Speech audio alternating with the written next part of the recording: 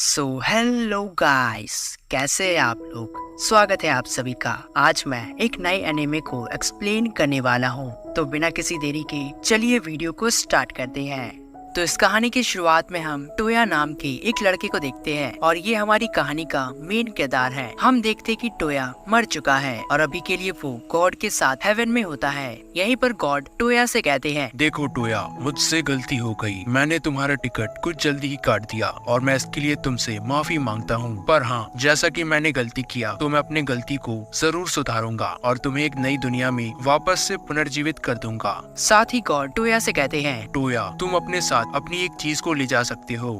जिस पर टोया कहता है, थैंक यू गॉड, पर मैं अपने साथ अपने स्मार्टफोन को ले जाना चाहता हूँ। अब इस सब के बाद टोया को नई दुनिया में भेज दिया जाता है। जब टोया नई दुनिया में पहुँच जाता है तो वो आगे बढ़ने लगता है। आगे उसकी मुलाकात एक मर्चेंट से होती है। यहीं पर वो मर्चेंट टोया से कहता है, अरे वाह लड़के, तुम्हारे पास तो काफी अच्छे कपड़े हैं। क्या तुम अपने कपड़ों को मुझे बेचना चाहते हो? मुझे ये कपड़े काफी ज्यादा पसंद है और हाँ, मैं तुम्हें इसके बदले पैसे भी दूंगा, चिंता मत करो। अब जैसा कि टोया को पैसे मिल रहे थे तो वो अपने कपड़े उस आदमी को दे देता है। इसके बाद वो शहर की तरफ आगे बढ़ता है, जहाँ पर वो दो बदमाश लड़कों को देखता है और वो दोनों दो लड़कियों को परेशान कर रहे होते हैं। टोया जल्दी से आगे बढ़ता है और वो दोनों बदमाश लड़कों के साथ फाइट करने लगता है। वो लड़कों को मारकर वहाँ से भगा देता है और फिर वो लड़कियों से पूछता है, क्या तुम लोग ठीक हो? जिस पर वो दोनों लड़कियाँ टोया से कहती है, थैंक यू जेंटलमैन, तुमने हमें बचाया इन लड़कों से। साथ ही वो दोनों लड़कियाँ टोया को अपना नाम भी बताती है। उनका नाम एलिना और लीना होता है। यहीं पर टोया दोनों लड़कियों से कहता है, मैं यहाँ पर अपने रहने के लिए एक कमरा ढूंढ रहा हूँ ताकि मैं वहाँ पर रह सकूँ। ये सुनकर वो दोनों लड़कियाँ, तुम हमारे साथ हमारे होटल में रह सकते हो, तो तुम हमारे साथ चलो। अब इसके बाद टोया एलिना और लीना के साथ उनके होटल में चला जाता है। सबसे पहले वो लोग नाश्ता करने के लिए जाते हैं और वहीं पर बैठकर वो सभी आपस में बातें करने लगते हैं। यहीं पर वो दोनों लड़कियाँ टोया को गिल्ड के बारे में बताती है। दरअसल गिल्ड एक ऑर्गेनाइजेशन जैसा होता है जिसके लिए वो दोनों लड़कियां काम करती हैं। अब वो तीनों वहाँ पर जाने लगते हैं। यहीं पर उन्हें एक क्वेस्ट मिलता है। दरअसल क्वेस्ट एक मिशन की तरह होता है।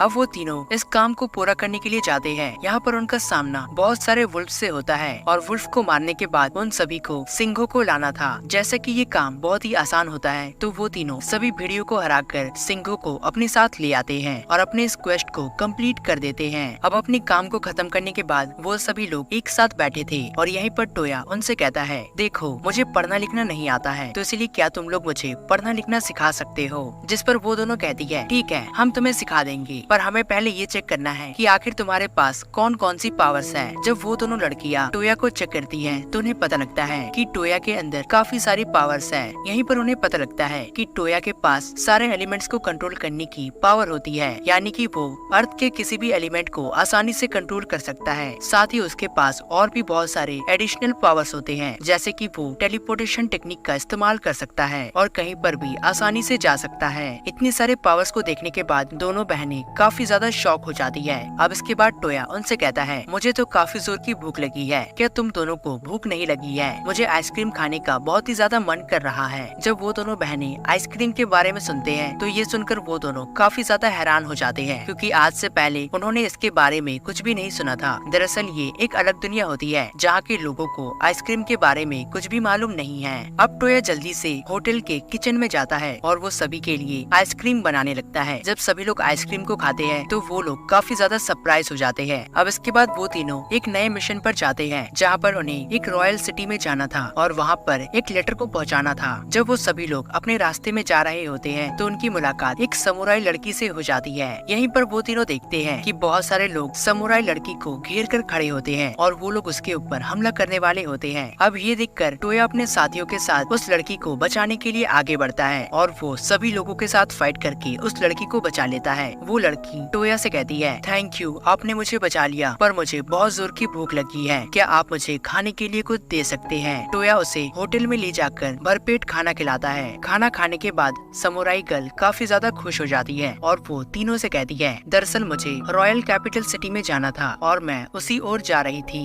अब जैसे कि उन सभी की मंजिल एक तरफ होती है तो वो चारों एक साथ आगे बढ़ने लगते हैं। रास्ते में दोनों बहनें टोया से कहती है, टोया हमारे पास एक नई मैजिक है और तुम्हें इस मैजिक को पढ़ना चाहिए। अब टोया जल्दी से उस मैजिक की किताब को पढ़ने लगता है। उस किताब में एक नई मैजिक होती है जिससे कि टोया किसी के भी सामान को अपने पास ला सकता है। टोया जल्दी से उस मैजिक को पढ़ने के बाद उसे सीख लेता है। जब वो लोग आगे बढ़ रहे होते हैं तभी रास्ते में उन्हें कुछ आवाज सुनाई देती है और ये आवाज किसी के चिल्लाने की होती है। जब वो सभी लोग देखने के लिए जाते हैं तो वो लोग देखते हैं कि यहाँ पर एक बदमाश जादूगर था जो कि किसी के ऊपर हमला कर रहा था और उसे मारने वाला होता है। टोया जल्दी से अपनी टीम के साथ उन सभी को बचाने के लिए जाता है। वो लोग आगे बढ़कर उस बदमाश मैजिशियन को पकड़ लेते हैं। यहीं पर एक बूढ़ा आदमी था जो कि काफी ज्यादा जख्मी होता है। दरअसल उसे एक तीर लग गया था और इसी कारण से वो मरने की हालत में होता है। टोया आगे बढ़ता है और अपने मैजिक का इस्तेमाल करके उस आदमी को बचाने की कोशिश करता है। यहीं पर सिटी के ड्यूक की बेटी होती है जिसका नाम जोई होता है। जब वो सभी लोग ड्यूक की बेटी को देखते हैं तो सभी लोग उसके सामने अपना सर झुका लेते हैं। अब टोया अपने साथियों के साथ आगे बढ़ता है और वो ड्यूक की बेटी जोई को भी अपने साथ कैपिटल सिटी में ले जाता है। जब वो सभी लोग रॉयल कैपिटल सिटी में पहुंच जाते हैं और वहाँ पर ड्यूक से मिलते हैं तो ड्यूक अपनी बेटी को देखकर काफी ज्यादा खुश हो जाता है। यहीं पर टोया को पता लगता है कि ड्यूक की वाइफ कुछ भी देख नहीं सकती।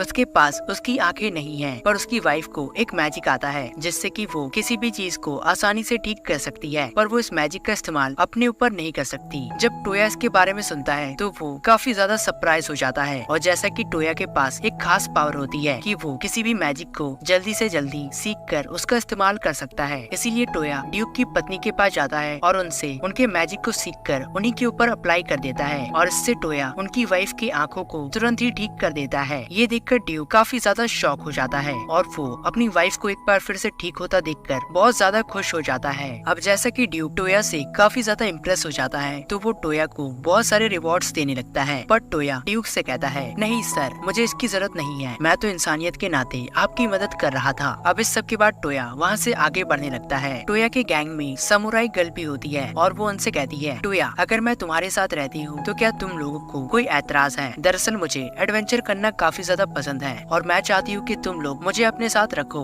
इस बात से टोया और उसके साथियों को कोई भी आपत्ति नहीं होती है, इसीलिए वो लोग समुराई गर्ल को अपने साथ आने देते हैं। जब वो सभी लोग आगे बढ़ते हैं तो आगे उनकी मुलाकात एक डेमी गर्ल से होती है। ये डेमी गर्ल काफी ज्यादा दुखी होती है। जब टोया उसके पास जाता है तो उसे पता लगता है कि ये डेमी गर्ल अपने फैमिली से अलग हो चुकी है और इससे अपने फैमिली के पास जाना है। टोया अपने साथियों के साथ मिलकर उस डेमी गर्ल को उसके फैमिली तक पहुंचा देता है। इससे वो डेमी गर्ल काफी ज्यादा खुश हो जाती है। अब जैसा कि टोया ने और उसके साथियों ने अपने काम को पूरा कर लिया था तो वो लोग वापस से अपने होटल में आ जाते हैं। हम देखते हैं कि होटल का मैनेजर सुगी नाम की एक गेम को खेल रहा होता है और इस गेम के बारे में मैनेजर को टोया ने बताया था। अब इसी के साथ टोया होटल के किचन में जाता है और वो एक नया डिश बनाता है। ये नया डिश होटल के सभी लोगों को काफी ज्यादा पसंद आता है और वो लोग इसे बहुत ही मजे से खाने लगते हैं। अब इसी के साथ टोया अपने टेलीपोर्टेशन पावर का इस्तेमाल करता है और वो अपने बनाए डिश को लेकर रॉयल कैपिटल में जाता है। टोया ड्यूक को भी अपना डिश खिलाता है और जब ड्यूक उसके डिश को खाते हैं तो उन्हें काफी ज्यादा मजा आता है। अब इसी के साथ टोया ड्यूक को सुगी गेम के बारे में बताता है। जब ड्यूक को इस गेम के बारे में पता लगता है तो वो इस गेम के बारे में सुनकर काफी ज्यादा इम्प्रेस हो जाता है। ड्यूक को गेम खेलने में काफी ज्यादा मजा आता है। हम देखते कि ड्यूक को गेम खेलने में काफी ज्यादा मजा आ रहा था, पर वही टोया गेम को खेल खेल कर बहुत ही ज्यादा बोर हो जाता है। अब इस सब के बाद सीन चेंज होता है और अगले दिन टोया अपने साथियों के साथ गिल्ड में जाता है जहाँ पर उन्हें अपने अगले मिशन के बारे में पता लगता है।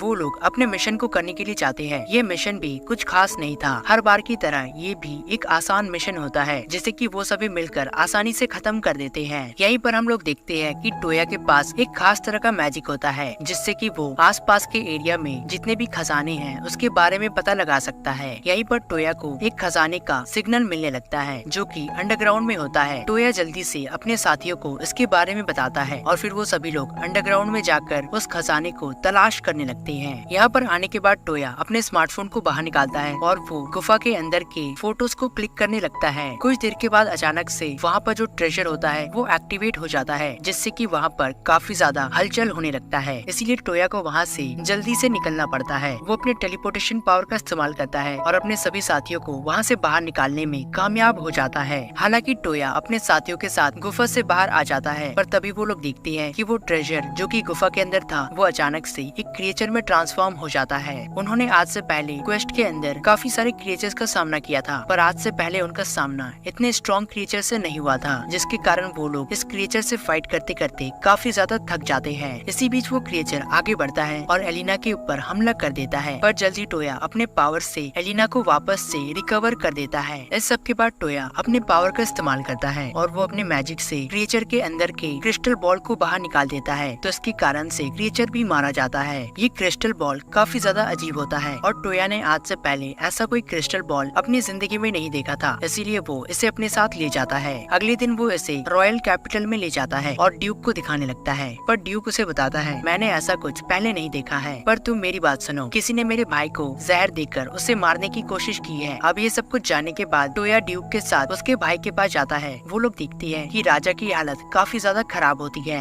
यहीं पर टोया अपने मैजिक का इस्तेमाल करता है और वो अपने मैजिक से राजा को आसानी से ठीक कर देता है। अब यहाँ पर जितने भी लोग होते हैं वो लोग टोया के मैजिक को देखकर काफी ज्यादा हैरान हो जाते हैं, बस साथ ही वो लोग काफी ज्यादा खुश थे क्योंकि अब राजा की जान बच चुकी होती है। वो सभी से कहता है मैंने पता लगा लिया है, ये जहर वाइन की ग्लास में है और इसे जिसने लगाया है उसे भी मैं अच्छी तरह से जानता हूँ। वो बंदा मेरे सामने ही है और अभी के लिए काफी ज्यादा डरा हुआ है। अब जब वो बंदा ये सुनता है तो वो जल्दी से वहाँ से भागने की कोशिश करता है, पर राजा के सैनिक उसे पकड़ लेते हैं। यहीं पर जब राजा की बेटी यमुना ये सब देखती है तो वो टोया से काफी ज्यादा इम्प्रेस हो जाती है। फिर वो अपने डैड से कहती है फादर मुझे टोया के साथ शादी करनी है। ये सुनकर टोया काफी ज्यादा शॉक हो जाता है। यहीं पर जब राजा अपनी बेटी की बात को सुनता है तो वो उसके लिए तुरंत ही मान जाता है, पर टोया शादी के लिए राजी नहीं था। इसीलिए राजा टोया से कहते हैं टोया तुम चिंता मत करो, तुम मेरी बेटी के साथ 2 साल तक रहो, अगर इसके बाद भी तुम लोगों की बात नहीं बनती है तो फिर तुम लोग शादी मत करना। अब इस सब के बाद टोया वापस से यमुना के साथ अपने होटल में जाता है।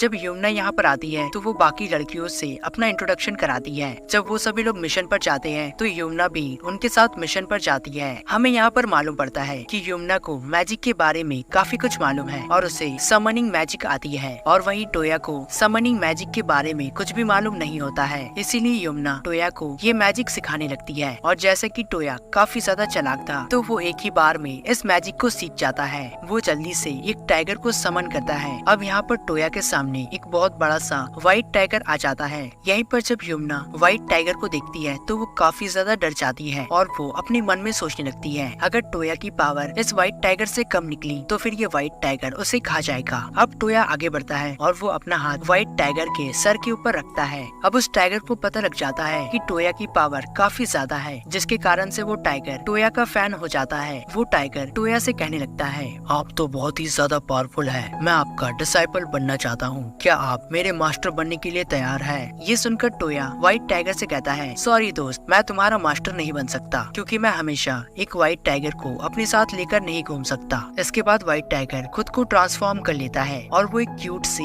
बिल्ली में ट्रांसफॉर्म हो जाता है। ये देखकर यमुना काफी ज्यादा खुश हो जाती है और वो उस बिल्ली को अपने पास रख लेती है। अब इसके बाद सीन चेंज होता है और अगले दिन टोया अपने साथियों के साथ एक नए मिशन पर जाने लगता है। यहाँ पर टोया के सभी साथी काफी ज्यादा सैड होते हैं क्योंकि उनका अगला मिशन एक स्लाइम रिसर्चर के कासल को इन्वेस्टिगेट करना था। दरअसल उन सभी को इस मिशन में कोई भी इंटरेस्ट नहीं था, इसीलिए वो लोग काफी ज्यादा दुखी होते हैं। अब यहीं पर टोया बाहुबली की तरह सभी के सामने आता है और उन्हें मोटिवेशन देने लगता है। वो उनसे कहता है क्या तुम लोगों के पास हौसले की कमी है? क्या तुम्हारे अंदर फौलाद की कमी है? आखिर तुम सभी लोग इतने दुखी क्यों हो? क्या तुम्हें लगता है कि तुम लोग इस मिशन को कंप्लीट नहीं कर पाओगे? हमारा मिशन हम सभी के लिए सबसे ज्यादा इम्पोर्टेंट है, चाहे हमारी जान भी क्यों न चली जाए, पर हम लोग अपने मिशन को पूरा करने से पीछे कभी नहीं हटेंगे। और तुम लोग क्या चाहते हो कि गाँव वालों को स्लाइम के कारण काफी ज्यादा मुसीबत का सामना करना पड़े? क्या तुम लोग यही चाहते हो कि गाँव वाले कभी खुश नहीं रह सके? अब टोया के मोटिवेशन की बातों को सुनने के बाद सभी के अंदर जोश की आग वापस से जलने लगती है और फिर वो सभी लोग उस कैसल में पहुंच जाते हैं। जब टोया अपने साथियों के साथ कैसल के अंदर जाता है तो टोया के सर के ऊपर एक बर्तन गिरता है। टोया देखता है कि ये बर्तन असल में एक स्लाइम होता है। जब वो सभी लोग कैसल के अंदर जाते हैं तो आगे वो लोग और भी बहुत सारे स्लाइम को देखते हैं। यहीं पर उन सभी को पता लगता है कि स्लाइम रिसर्चर ने काफी ज्यादा रिसर्च किया था और यहाँ पर अलग अलग काफी तरह के स्लाइम हैं। यहीं पर आगे उनका सामना ग्रीन कलर के स्लाइम से होता है और ये स्लाइम काफी ज्यादा अजीब होता है, इसीलिए वो सभी लोग इससे बचकर आगे भागने लगते हैं। वो सभी लोग जल्दी से सीढ़ियों के ऊपर चढ़ने लगते हैं। यहीं पर उन्हें पता लगता है कि ये ग्रीन वाला स्लाइम सीढ़ियों के ऊपर नहीं चढ़ सकता, पर सीढ़ियों के ऊपर से व्हाइट कलर का स्लाइम उनकी तरफ आगे बढ़ने लगता है और वो सभी लोग दोनों स्लाइम के बीच यहाँ पर फंस जाते हैं। अचानक से वो सभी लड़कियाँ सीढ़ी से फिसल कर नीचे गिर जाती है और वो सभी लोग हरे रंग के स्लाइम में आकर गिर जाते हैं। अब जैसा कि सारी लड़कियाँ हरे स्लाइम में गिर जाती है तो उनके कपड़े अचानक से मेल्ट होने लगते हैं। यहीं पर जब टोया ये देखता है तो वो अपने मन में काफी ज्यादा खुश हो जाता है क्योंकि उसे यहाँ पर एक अच्छा नजारा देखने के लिए मिल रहा था। हालांकि वो अपने मन में काफी ज्यादा खुश था पर वो सभी के सामने ऐसा नहीं दिखाता है। अब जैसा कि लड़कियों के कपड़े पूरी तरह से मेल्ट हो चुके थे तो उन्हें जो भी मिलता है उससे ही अपना कपड़ा बना लेते हैं। आगे जाने के बाद वो लोग काफी सारे पुतलों को देखते हैं जो कि लड़कियों के पुतले होते हैं और ये सारे पुतले स्लाइम से बने थे। यहीं पर कैसल के अंदर टोया को एक किताब मिलती है। इस किताब को पढ़ने के बाद टोया को मालूम पड़ता है ये स्लाइम काफी तरह के होते हैं और रिसर्चर ने ये ग्रीन स्लाइम इसलिए बनाया था ताकि वो इसका गलत इस्तेमाल कर सके। असल में वो एक बहुत ही ज्यादा ठरकी इंसान था। वो इसके इस्तेमाल से गर्ल्स के कपड़ों को मेल्ट कर देता है ताकि वो उनके बॉडी पार्ट्स को देख सके। अब वहाँ पर काफी सारे स्लाइम आ जाते हैं और वो स्लाइम लड़कियों का शेप ले लेते हैं। इसके बाद सारी लड़कियाँ टोया की आँख को बंद कर देती है और वो लोग उसे कैसल से बाहर ले जाते हैं। कैसल से बाहर आने के बाद सारी लड़कियाँ उस कैसल को आग लगा देते हैं। अब इस सब के बाद टोया अपनी फ्रेंड के साथ आगे बढ़ता है। आगे वो शहर में समुराई गर्ल को एक दूसरी बच्ची के साथ देखता है। दरअसल ये बच्ची अपने फैमिली से अलग हो चुकी थी, इसी कारण से वो काफी ज्यादा दुखी होती है। टोया जल्दी से अपने स्मार्टफोन का इस्तेमाल करता है और उसके इस्तेमाल से वो उस लड़की के पेरेंट्स को ढूंढने में मदद करता है। अब लड़की को उसके फैमिली तक पहुँचाने के बाद टोया समुराई गर्ल के साथ होटल में जाता है जहाँ पर वो लोग बैठकर खाना खाने लगते हैं। यहीं पर टोया को अपने स्मार्टफोन के बारे में एक नए फीचर का पता लगता है। जब भी टोया अपने स्मार्टफोन में कैमरा को ऑन करता है तो उसका कैमरा काफी ज्यादा कमाल का होता है। वो किसी भी कमरे के अंदर अपने कैमरे के जरिए देख सकता है। जब टोया अपने कैमरे को ऑन करता है तो वो दूसरे कमरे में लीना को देखता है जो कि कपड़े बदल रही होती है। कुछ देर के बाद लीना रूम से बाहर आती है और वो टोया से कहती है, टोया मुझे ये पढ़ना है पर ये तो एक डिफरेंट लैंग्वेज है। तभी टोया उसे एक ग्लासेस निकाल कर देता है और उसे पहनने के बाद लीना आराम से उस लैंग्वेज को पढ़ने लगती है। इस सब के बाद लीना टोया के साथ मैजिक प्रैक्टिस करने के लिए जाती है जहाँ पर टोया लीना को एक गैजेट देता है और वो इस गैजेट की मदद से उसे एक मैजिक सिखा रहा था। यहाँ पर लीना बड़े आसानी से मैजिक को सीख जाती है और ये देखकर वो काफी ज्यादा खुश होती है। अब इसके बाद सीन चेंज होता है और हम अलीना को देखते हैं। यहाँ पर अलीना काफी ज्यादा दुखी होती है क्योंकि उसके पास जो आर्मर ग्लव्स होते हैं वो टूट चुके थे। तभी वहाँ पर टोया आता है और टोया उसके साथ शहर में जाने लगता है क्योंकि वो अलीना के लिए नए ग्लव्स खरीदना चाहता है। जब टोया अलीना के साथ मार्केट में जाकर ग्लव्स खरीदता है तो इसके बाद वो लोग एक मॉल के बाहर में खड़े थे। यहीं पर अलीना एक ड्रेस को देखती है और उसे वो ड्रेस काफी ज्यादा पसंद आता है। टोया उससे कहता है अगर तुम्हें ये ड्रेस लेना है तो तुम ले सकती हो और फिर वो इस ड्रेस को ले लेती है। जब वो वापस से होटल में आती है तो बाकी सभी लड़कियाँ उसे देखकर काफी ज्यादा खुश हो जाती है और वो सारी अलीना से कहती है, अरे वाह अलीना, तुम तो इस ड्रेस में काफी ज्यादा अच्छी लग रही हो। अब इसके बाद अगले दिन टोया अपने सभी साथियों के साथ एक महल में जाता है। दरअसल ये महल राजा ने टोया को दिया था जहाँ पर टोया उनकी बेटी के साथ शादी करने के बाद यहीं पर रहेगा। जब टोया अपने साथियों के साथ यहाँ पर आ जाता है तो वो अपने साथियों से कहता है, हम सभी पांचों यहीं पर रहने वाले हैं। इसके बाद वहाँ पर ड्यूक अपनी बेटी जोई के साथ आ जाते हैं और वो टोया से कहते हैं, टोया मुझे तुमसे कुछ कहना है और मुझे तुमसे बहुत ही ज्यादा जरूरी काम है। दरअसल मेरे भाई जो कि राजा है उन्हें एक दूसरे सिटी में जाना है पर वहाँ पर जाना उनके लिए सेफ नहीं होगा और मैं ये चाहता हूँ कि तुम अपने मैजिक का इस्तेमाल करके उन्हें जल्दी से उस शहर में टेलीपोर्ट कर दो। क्या तुम ऐसा करोगे? ये सुनकर टोया इसके लिए मान जाता है। अब इसके बाद अगले दिन टोया अपने सभी साथियों के साथ राजा को लेकर अगली सिटी में जा रहा होता है। यहीं पर उनके गैंग में लियोन नाम का एक बंदा होता है, साथ ही 2 डेमी ह्यूमन सिस्टर्स भी होती है। बड़ी सिस्टर का नाम ओरिका होता है और छोटी वाली का नाम एल्मा होता है। यहीं पर टोया अपने स्मार्टफोन की मदद से अपने मैजिक को एक्टिवेट करता है जिससे कि उसे ये पता लग जाता है कि आसपास में कौन कौन से डाकू है। अब टोया जल्दी से अपने मैजिक का इस्तेमाल करता है और वो इसके इस्तेमाल से सारे लुटेरों को बेहोश कर देता है। अब इसी तरह से टोया अपने साथियों के साथ वहाँ पर रात बिताता है। अगले दिन वो लोग बाजार में जाते हैं और बाजार में लियोन कुछ खरीद रहा होता है। दरअसल वो ओरिका को पसंद करता है और वो उसके लिए कुछ लेने का डिसाइड करता है। यहीं पर टोया उसकी मदद करने के लिए आता है और वो इनडायरेक्टली लियोन की मदद करने लगता है। अब इसके बाद अगले दिन टोया अपने साथियों के साथ वहाँ से निकलने वाला होता है, तभी उसे अचानक से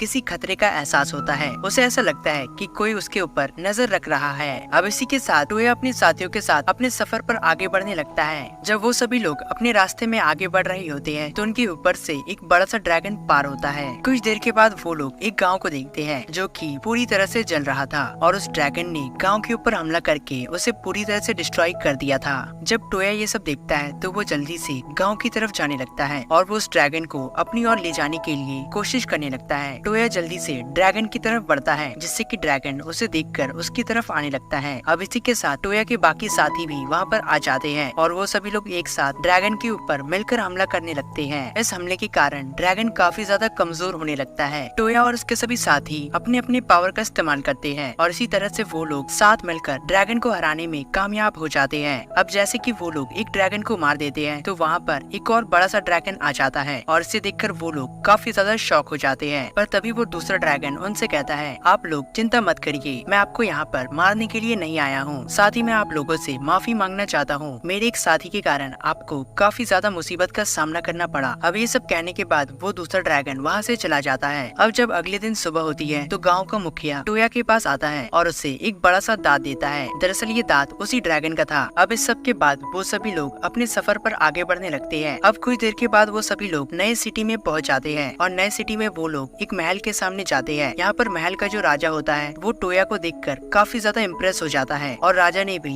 ये बात सुनी थी कि टोया ने यहाँ पर आने से पहले एक ड्रैगन को मारा है। जब वो राजा टोया को देखता है तो उसे इसके ऊपर यकीन नहीं होता है, इसीलिए वो टोया को एक फ्रेंडली फाइट के लिए इनवाइट करता है। अब इसके बाद राजा और टोया के बीच में फाइट की शुरुआत होती है। टोया जल्दी से अपने पावर का इस्तेमाल करता है और वो राजा को हराने लगता है। पर कुछ देर के बाद राजा अपने मैजिक का इस्तेमाल करता है जो कि स्पीड की होती है। ये देखकर टोया काफी ज्यादा सरप्राइज हो जाता है और फिर वो जल्दी से राजा के मैजिक को सीखने लगता है। राजा के मैजिक को सीखने के बाद टोया उसी के मैजिक को उसके ऊपर अप्लाई करता है और फिर वो राजा को जल्दी से हरा देता है। जब टोया रात में महल में होता है और फिर वो अपने सामने एक लड़की को देखता है। उस लड़की का नाम लिन होता है। यहीं पर लिन टोया को बताती है, टोया मेरे पास एक मैजिक है जिससे कि मैं किसी भी ऑब्जेक्ट को कंट्रोल कर सकती हूँ। अब यहीं पर टोया उसके मैजिक को भी कॉपी कर लेता है। ये देखकर लिन और भी ज्यादा इम्प्रेस हो जाती है। अब इसके बाद अगले दिन टोया अपने साथियों के साथ होता है जहाँ पर वो ड्रैगन के दांत से एक गन को बना लेता है। तभी टोया को व्हाइट टाइगर का मैसेज मिलता है। व्हाइट टाइगर उसे बताता है कि जो लोग उनके ऊपर नजर रख रहे थे उनका पता चल चुका है। वो जल्दी से उन लोगों के पास जाता है और उन्हें पकड़ लेता है। यहीं पर टोया को मालूम पड़ता है कि वो दोनों लड़कियां होती है। वो दोनों लड़कियां टोया से कहती है, हम लोग तो यहाँ पर यमुना की प्रोटेक्शन के लिए आए थे। अब जब टोया को इसके बारे में मालूम पड़ता है तो वो जल्दी से यमुना के फादर को टेलीपोर्ट करके वहाँ पर ले आते हैं। अब अगले सीन में हम देखते हैं कि टोया काफी ज्यादा थका होता है, इसीलिए वो अपने कमरे में आराम कर रहा था। जब वो सोकर उठता है तो वो जल्दी से नहाने के लिए बाथरूम में जाता है, पर वो देखता है कि बाथरूम में सभी लड़कियां अपने कपड़े को चेंज कर रही थी। अब जैसे कि टोया ने ये सब कुछ देख लिया था तो उससे काफी ज्यादा डांट पड़ने लगती है। अब इस सब के बाद सीन चेंज होता है और हम देखते कि टोया ने एक साइकिल को बनाया था और ये साइकिल यमुना के डैड चलाने की कोशिश कर रहे थे। यहीं पर हम देखते हैं कि राजा की बेटी भी साइकिल चला रही होती है और वो साइकिल चलाना काफी अच्छी तरह से सीख जाती है। यहीं पर जब एलिना और लीना ये देखते हैं तो वो दोनों काफी ज्यादा जेलस हो जाते हैं। अब हम देखते हैं कि टोयो को और भी साइकिल बनाने के लिए मटेरियल लेना था और वो मटेरियल को लेने के लिए बाजार में जाता है। जब वो बाजार जाता है तो वो दो आदमियों को किसी की पिटाई करते हुए देखते हैं। वो दोनों आदमी एक बच्चे को मार रहे थे क्योंकि वो बच्चा चोरी करने की कोशिश कर रहा था। जब टोयो उस बच्चे को बचाता है तो उसे एक बात मालूम पड़ती है कि ये कोई बच्चा नहीं था बल्कि ये एक बच्ची होती है। अब टोयो उसे खाना खिलाने के लिए ले जाता है, जिसके बाद टोयो उसे अपने साथ घर ले आता है। अब जो कि टोयो अपने साथ साइकिल बनाने के लिए मटेरियल्स को नहीं लाया था तो उसे वापस से बाजार जाना पड़ता है। इस बार वो अपने साथियों के साथ बाजार जाता है। यहीं पर बाजार में उसे एल्मा मिलती है और वो टोयो से कहती है, मैं अपनी बहन का पीछा कर रही हूँ, वो अभी के लिए लियोन से मिलने के लिए गई है। यहीं पर वो लोग ओरिका और लियोन को रेस्टोरेंट में देखते हैं। जब वो लोग रेस्टोरेंट से बाहर आते हैं तो वो लोग उनका पीछा करने लगते हैं। यहीं पर ओरिका की बहन राजा से टकरा जाती है। अब इस सब के बाद लियोन देखता है कि वहाँ पर बहुत सारे लोग कुछ लड़कियों को परेशान कर रहे थे, जिसके बाद लियोन उन बदमाशों से लड़ने के लिए जाता है। लियोन के सामने काफी सारे बंदे आ जाते हैं। वहीं दूसरी तरफ से राजा और टोयो दोनों साथ में आते हैं और वो लोग सारे गुंडे बदमाशों को मारकर घायल कर देते हैं। अब टोयो लियोन को कोने में ले जाता है और उससे पूछता है, क्या तुमने अभी तक ओरिका को प्रपोज नहीं किया? जिस पर लियोन उससे कहता है, नहीं भाई, अभी तक तो नहीं किया, पर मैं जल्द ही उसे कर दूंगा। अब यहीं पर पीछे में ओरिका खड़ी होती है और वो ये सारी बातें सुन लेती है। अब इसके बाद जब टोयो अपने घर वापस जाता है तो वहाँ पर उसकी मुलाकात लिन से होती है। लिन टोयो से कहती है, टोयो मुझे तुमसे एक बात कहनी है। दरअसल मुझे तुमसे एक मदद चाहिए। तुम्हें तो याद होगा जब तुम अपने मिशन को कंप्लीट कर रहे थे तभी तुम्हारा सामना एक क्रिएचर से हुआ था और उस क्रिएचर के अंदर तुम्हें एक क्रिस्टल मिला था। कुछ समय पहले मेरा भी सामना वैसे ही क्रिएचर से हुआ था और उस क्रिएचर ने एक गांव को पूरी तरह से डिस्ट्रॉय कर दिया था। जब मैं उस गांव में इसके बारे में पता करने के लिए गई थी तो मुझे उस क्रिएचर के बारे में मालूम पड़ा। फिर मैंने उस क्रिएचर के बारे में काफी ज्यादा रिसर्च की जिससे मुझे ये पता लगा कि काफी सालों पहले से ये क्रिएचर्स इंसानों के ऊपर हमला कर रहे हैं और जिस क्रिएचर को मैंने गाँव में देखा था उसकी आंखें भी लाल रंग की थी। मुझे इनके बारे में कैसे भी करके जानना है और मुझे इसके लिए तुम्हारी मदद की जरूरत है। जैसा कि तुम किसी भी मैजिक को सीख सकते हो तो तुम माइंड रीडिंग कैपेसिटी को इस्तेमाल करके मुझे इसके बारे में पता करके बताओ। इस सब के बारे में समुराई गर्ल को जरूर मालूम होगा।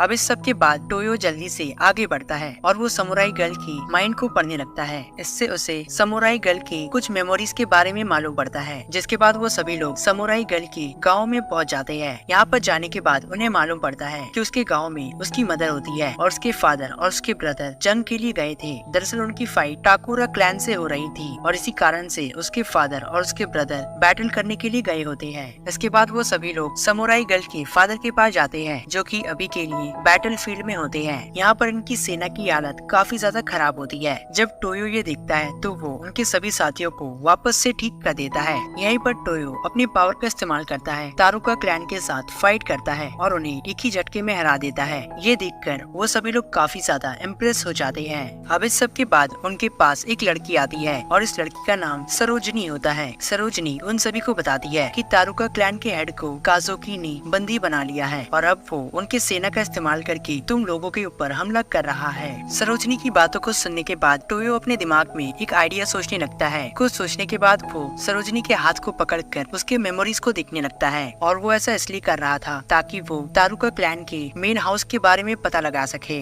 जिसके बाद वो अपने साथियों के साथ मेन हाउस में जाता है पर तभी वहाँ पर काजुको आ जाता है। वो लोग देखते हैं कि काजुको का एक आंख लाल रंग का होता है। तभी टोयो अपने मैजिक का इस्तेमाल करता है और वो उसके क्रिस्टल आंख को बाहर निकालकर डिस्ट्रॉय कर देता है। काजुको ऑन द स्पॉट मारा जाता है। लिन टोयो से कहती है, दरअसल मुझे रुइंस के बारे में जानना है। अब वो सभी लोग समुराई गर्ल के फादर के पास जाते हैं। फिर वो सभी को एक समुद्र के सामने ले जाते हैं और समुद्र के अंदर रुइंस होता है। सभी लोग समुद्र के अंदर आगे बढ़ते हैं और अंदर जाकर रुइंस को ढूंढने लगते हैं। पर जैसा कि वो लोग पानी के अंदर सांस नहीं ले पाते हैं तो वो लोग पानी के अंदर ज्यादा देर तक नहीं रह पाते हैं। अब टोयो जल्दी से एक टर्टल स्नेक को समन करता है। ये टर्टल स्नेक बहुत ही ज्यादा बड़ा था। जब ये टर्टल स्नेक वहाँ पर अपीयर होता है तो वो टोयो से कहता है, अगर तुम हमें फाइट में हरा देते हो तो फिर मैं तुम्हें अपना मास्टर मान लूंगा, जिसके बाद मैं तुम्हें रुइंस में ले जाऊंगा। अब टोयो जल्दी से अपने पावर का इस्तेमाल करता है और वो फाइनली उस टर्टल स्नेक को फाइट में हरा देता है। जिसके बाद वो टर्टल स्नेक साइज में छोटा हो जाता है और टोयो से कहता है, अब तुम हमारे मास्टर हो और जैसा कि तुम हमारे मास्टर हो तो मैं तुम्हें रुइंस में जाने के लिए तुम्हारी मदद करूंगा।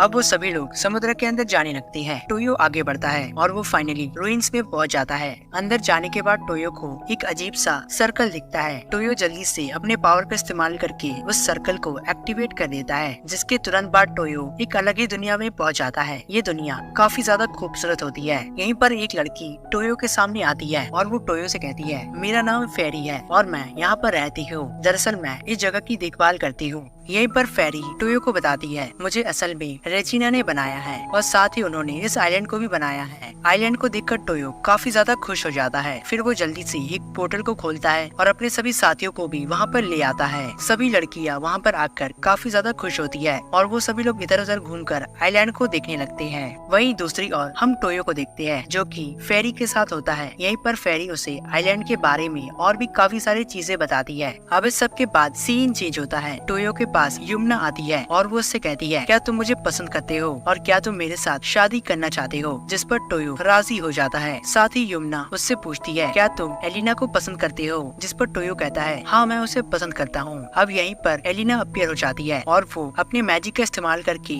रूम में छुपी होती है। ये देखकर एलिना काफी ज्यादा खुश हो जाती है। अब इसके बाद टोयो गार्डन में होता है जहाँ पर वो लीना और समुराई गर्ल के सामने होता है। वो दोनों टोयो को फाइट के लिए चैलेंज करते हैं और उससे कहते हैं टोयो अगर तुम फाइट में हार जाते हो तो फिर तुम्हें हमारी बात को मानना होगा। ये सुनकर टोयो उनके साथ फाइट करने लगता है। पहले तो टोयो उन दोनों को आसानी से हराने लगता है, पर फिर दोनों लड़कियां चीटिंग करके उसे हराने लगती है। इस फाइट को टोयो हार जाता है। वो दोनों लड़कियां टोयो से कहती है जैसा कि तुम फाइट को हार चुके हो तो अब तुम्हें हमारी बात को मानना होगा और इसीलिए अब तुम्हें हमसे शादी करनी होगी। क्या तुम इसके लिए तैयार हो? ये सुनकर टोयो काफी ज्यादा सरप्राइज हो जाता है। अभी वो उनसे कहता है मैं सोचकर तुम दोनों को बता दूंगा। अब ये कहने के बाद टोयो वहाँ से चला जाता है। फेरी वहाँ पर आती है और वो टोयो से कहती है टोयो मेरे पास तुम्हारे लिए कुछ है, और फिर वो अपने हाथ से एक केबल को निकालती है। जब टोयो ये देखता है तो वो अपने स्मार्टफोन में केबल को लगा लेता है। उसके स्मार्टफोन से एक होलोग्राम बाहर आता है और ये होलोग्राम प्रोफेसर रेजिना का होता है। यहीं पर प्रोफेसर रेजिना टोयो के साथ बातें करने लगती है। अब इस सब के बाद टोयो गॉड के पास जाता है। तभी वहाँ पर गॉडेस ऑफ लव आती है और वो टोयो को समझाने लगती है टोयो जैसा कि तुम एक अलग दुनिया में हो तो अब तुम यहाँ पर 4